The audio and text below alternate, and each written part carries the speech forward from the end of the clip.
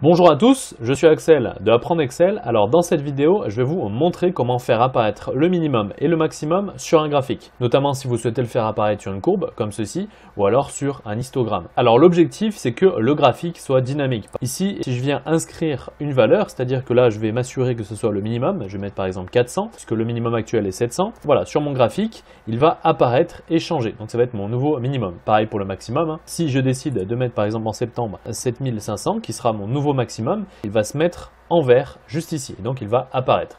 Donc ça va être un graphique vraiment dynamique en fonction du minimum et du maximum. Mais tout d'abord, si vous souhaitez recevoir ce sujet sur Excel, mais aussi d'autres exercices avec sujet corrigé plus vidéo de formation correspondante, il y a un lien dans la description, vous n'avez qu'à cliquer, saisir votre email et vous recevrez tout ce contenu gratuitement par email avec des conseils en plus. Et pour ceux qui le souhaitent, il y a des formations complètes pour apprendre Excel. Alors nous, ce qu'on va faire, c'est qu'on va repartir de zéro et tout refaire ensemble. Donc voilà, on repart de zéro. Alors ici, j'ai simplement mis une petite mise en forme conditionnelle pour faire apparaître sur mon tableau le minimum et le maximum. Donc si vous souhaitez savoir comment faire ce type de mise en forme conditionnelle, je mettrai une fiche avec le lien vers la vidéo en question. Alors première chose à faire, on va faire deux colonnes avec donc minimum et maximum. Que pour faire apparaître le minimum et le maximum, on est quand même obligé de passer par des formules, mais vous allez voir, l'objectif ici c'est simplement d'avoir quelque chose qui soit dynamique. Donc ici on va faire des formules qui vont chercher le minimum et le maximum. Donc on va mettre le minimum en rouge, on va mettre notre maximum ici en vert pour que ce soit un petit peu plus facile à la lecture, voilà. Et donc ici, on va inscrire une formule. Alors nous, l'objectif, c'est de retrouver le minimum qui est juste ici. Alors pour cela, on va utiliser la formule minimum, qui va nous permettre de retrouver le minimum parmi cette plage de données. Donc on va sélectionner notre plage de données, on va appuyer sur F4 pour figer nos cellules et les rendre absolues, et on va pouvoir fermer. Donc là, je sais que le minimum de cette plage de cellules, c'est 400, mais le problème, c'est que si j'insère cette colonne dans mon graphique, ça va mettre 400 de partout. Moi, je veux uniquement que ça me le mette en face de ma cellule. C'est-à-dire que si mon minimum qui est 400 ici se trouve dans cette cellule-là, alors oui, on le fait apparaître. Mais si cela n'est pas le cas, on va faire apparaître une autre valeur. Cette valeur, ça ne sera pas rien, parce que si on ne fait rien apparaître, ça ne marche pas pour le graphique. Il faut faire apparaître dièse n/a. Alors ici, on va mettre notre petite condition, c'est-à-dire que si cette cellule-là, donc là, par exemple, pour cette ligne-là, pour notre colonne 5, voilà, c'est mon test. Si c'est 5 égale au minimum, alors on fait apparaître ces 5, puisque ce sera le minimum. Et si c'est faux, on va faire apparaître dièse n/a. Et on va fermer notre parenthèse. Donc ici, si ma valeur située dans vente, c'est bien mon minimum, alors on le fait apparaître. Et si ce n'est pas le cas, on fait apparaître NA. Et on va pouvoir étirer notre formule. Donc par exemple, ici, 400, c'est bien mon minimum en avril, donc ça me fait bien apparaître 400. Maintenant, si je viens mettre 200 ici, c'est 200 que ça fera apparaître ici. Et donc, mon 400 sera remplacé par NA. Et on va faire la même chose pour le maximum, sauf que cette fois-ci, on va utiliser la formule max. Donc si ici, ma valeur C5 est égale à mon maximum de ma plage de cellules des ventes, n'oublie pas d'appuyer sur F4 pour figer mon tableau, alors on fera apparaître C5, donc la valeur située dans C5, et si ce n'est pas le cas, idem, on fera apparaître dièse n/a. Et on va pouvoir fermer notre parenthèse. On va étirer notre formule. On voit que par exemple, mon maximum c'est 7500 et ça me le trouve bien. Puisque là, ça a trouvé que c'était 7500 mon maximum. Et une fois que ça trouve la ligne correspondante à ce maximum, ça le fait apparaître. Par exemple, si je mets 8000 ici, ce sera mon nouveau maximum. Donc la seule ligne qui sera vraie sera celle-ci. C'est bien C11 mon maximum, donc ça va le faire apparaître juste ici. Donc là, ce qu'on va faire, c'est qu'on va simplement venir sélectionner notre tableau en entier. On va aller dans Insertion, Ligne, Courbe avec marque. Donc on voit que directement mon maximum apparaît avec mon minimum, puisque tout simplement ici, comme je les ai déjà définis dans mon tableau, ils apparaissent tout seuls. Mais ici l'objectif c'est de faire une mise en forme un petit peu plus poussée. Alors pour cela, ça on va pouvoir y supprimer, puisqu'on va les faire apparaître directement sur le graphique. Ici, on va pouvoir changer un petit peu notre mise en forme, c'est-à-dire que là, on va pouvoir cliquer sur mettre en forme une série de données. Ici, dans l'option de marqueur, on va aller dans prédéfini. On va par exemple mettre un carré. On va changer la taille pour mettre 10 pour qu'il soit bien visible. Voilà. Idem pour mon carré rouge, pour mon minimum. Je vais aller sur mettre en forme une série de données. Donc je sélectionne bien uniquement ce point-là. Clic droit, mise en forme des séries de données. Option de marqueur, prédéfini. On va prendre un carré et on va le mettre aussi en taille 10. Maintenant, on va simplement venir rajouter le nombre correspondant à ce maximum et à ce minimum. Donc pour cela, idem, on va faire un clic droit uniquement sur notre maximum et notre minimum.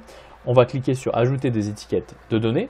Donc par exemple, on voit que notre étiquette apparaît, sauf que nous, on va venir changer la mise en forme. On va mettre par exemple en vert pour le maximum et en gras pour bien que cela soit visible, et on va le mettre en haut. On va aller dans mettre en forme les étiquettes de données et on va le mettre par exemple au-dessus comme il s'agit du maximum. On va faire la même chose pour le minimum. Donc ici, on va bien le mettre dans un rouge très vif et ici, on va bien le mettre dans un vert très vif, voilà, qui soit de la même couleur du texte. Maintenant, idem, on va ajouter des étiquettes de données pour faire apparaître le minimum. On va venir le mettre en forme, on va le mettre en dessous puisqu'il s'agit d'un minimum et on va bien le mettre de la même couleur que notre point, c'est-à-dire en rouge et en gras pour qu'il se voie bien. Maintenant, j'ai bien mon minimum et mon maximum qui apparaissent avec une jolie mise en forme. Et ici, on peut très bien masquer ces deux colonnes-là, puisque ces colonnes nous servent uniquement à repérer le minimum et les maximums. Au moment où je vais masquer mes cellules, on voit que mon graphique perd ce minimum et ce maximum. Pour qu'il reste sur le graphique, il faut cliquer donc sur notre graphique, aller dans Création, sélectionner des données, cellules masquées et cellules vides. Et ici, on va cliquer sur Afficher les données des lignes et des colonnes masquées. Et on appuie sur OK. Comme ça, au moins, mes colonnes sont masquées, mais mon minimum et mon maximum continuent d'apparaître. Donc voilà, on a désormais notre graphique avec nos valeurs minimum et maximum qui apparaissent. Si je viens faire chuter cette valeur, c'est 6040 qui va devenir mon nouveau maximum. On voit qu'à chaque fois, mon texte se met bien et le point vient bien suivre le maximum. Ici, par exemple, si je mets 8500 en juin, c'est juin qui va passer en vert avec donc l'étiquette de données 8500 qui va bien venir expliciter le maximum atteint. Si on le voit sur le graphique, mais au moins on l'a aussi en texte. Donc ça permet vraiment de visuellement faire apparaître le minimum et le maximum. Ensuite, vous pouvez aussi rajouter un titre à votre graphique en sélectionnant une autre mise en forme. Par exemple, on va prendre celle-ci et on va venir donc rajouter notre titre. Simplement, à chaque fois que vous allez modifier le type de graphique, il faudra simplement veiller à refaire le travail juste après pour faire apparaître donc les étiquettes de données. Par exemple, ici, si je viens mettre en titre vente, voilà par exemple sur l'année 2018. Donc là, si je viens modifier mon maximum, le point va toujours devenir vert, mais par contre, ici, on n'a plus l'étiquette de données. Donc d'abord, sélectionnez bien le type de graphique que vous souhaitez, mettez-le bien en forme et ensuite, à la fin, vous pouvez rajouter vos étiquettes de données et celles-ci ne bougeront pas. Donc après, une fois que vous l'avez fait une fois, c'est relativement rapide. Par exemple, hop, on n'a plus qu'à le mettre comme ça, le mettre au-dessus. Comme ça vous permet de revoir aussi. On va ajouter notre étiquette de données, on va le mettre en rouge, en gras, on va le mettre en dessous et voilà. Donc là, une fois que c'est fait, donc ça fonctionnera bien. Simplement, il faut bien veiller à faire votre mise en forme de graphique juste avant, de bien sélectionner le graphique que vous souhaitez utiliser. Ensuite, libre à vous de faire apparaître plusieurs quadrillages ou non. Par exemple, on peut très bien supprimer ce quadrillage là. Voilà, il faut simplement cliquer sur une des lignes du quadrillage principal, voilà, et cliquez ici sur supprimer. Comme ça, au moins, c'est encore plus joli puisque c'est encore plus épuré. Ensuite, si vous voulez faire apparaître les axes des mois pour cibler encore mieux les points de chaque mois, vous avez qu'à simplement ajouter un quadrillage principal ou ajouter un quadrillage secondaire. Donc là, par exemple, on n'a pas de quadrillage principal, donc on va ajouter un quadrillage principal. Ensuite, pour avoir les traits en face de chacun des points, c'est ici, en cliquant, donc ici, ça, on va pouvoir le supprimer. Vous allez simplement cliquer sur votre axe. Une fois que votre axe ici des abscisses est sélectionné, vous allez aller dans mise en forme de l'axe et vous allez simplement mettre les axes sur les graduations. Donc nous sur chacun des mois, donc de janvier, février, etc. Donc après, libre à vous de faire une mise en forme. Ensuite, on peut très bien modifier le type de graphique. Donc on va aller dans Création, modifier le type de graphique. Et on va par exemple, pourquoi pas prendre un histogramme. Voilà, on va appuyer sur OK. Donc là, on a un histogramme. Le problème, c'est qu'on a nos minimums et nos maximums qui vont intervenir. Donc pour les effacer, on va venir déjà supprimer ces annotations. Ensuite, on va venir sélectionner nos colonnes. Ici, donc là, ça va être nos colonnes qui vont représenter nos ventes. On va les mettre en forme. On va mettre un chevauchement à 100%. Et ici, une largeur d'intervalle à 0. Et on va fermer. Comme ça, au moins, ici, vous avez vraiment pour chaque mois quelque chose qui est rempli et plein. Ensuite, idem pour la mise en forme, vous n'avez qu'à remplir votre couleur. Ici, donc, on va mettre notre minimum en rouge bien vif et notre maximum en vert bien vif. Voilà, ici, on va pouvoir aussi rajouter, pourquoi pas, des traits. Voilà, pour que ça soit encore plus visible.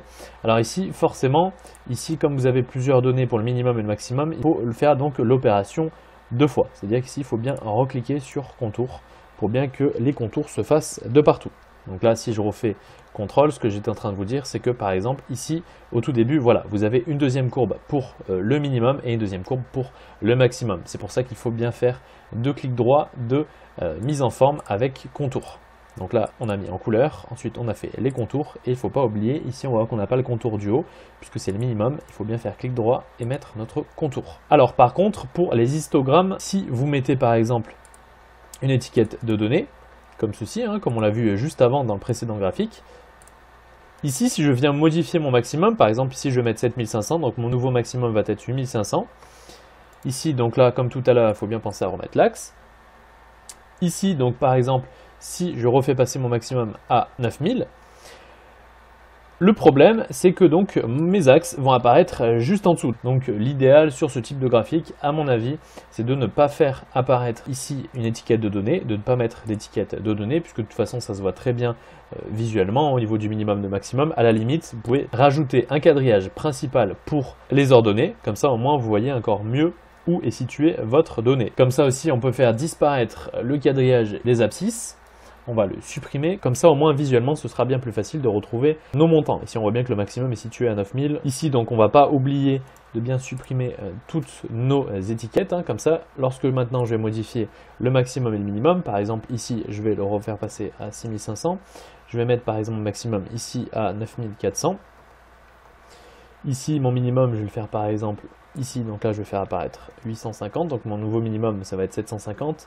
Donc je vais mettre par exemple 250, voilà, donc on voit très facilement où est mon minimum, où est mon maximum. Ensuite, libre à vous de faire apparaître en mise en forme ici encore plus de détails. Mise en forme de l'axe, ici vous allez pouvoir notamment faire apparaître une échelle différente, c'est-à-dire que le minimum va être 0, votre maximum on va le laisser à 10 000, mais par contre au niveau des unités principales, pourquoi ne pas la mettre à 500 pour que ça soit encore plus lisible, ou alors par exemple une unité secondaire. Mais comme ça déjà avec une unité à 500, on voit encore plus facilement les valeurs. Donc voilà comment faire apparaître un minimum et un maximum sur un graphique de manière visuelle. Je me répète, hein, si vous souhaitez recevoir donc ce sujet plus des exercices sur Excel avec sujets corrigés et vidéos de formation correspondantes, il y a un lien dans la description, vous n'avez qu'à cliquer, saisir votre email et vous recevrez tout ce contenu gratuitement par email. Et pour ceux qui veulent aller plus loin, il y a des formations complètes pour apprendre Excel. J'espère en tout cas que cette vidéo vous aura été utile et quant à nous, on se dit à la prochaine.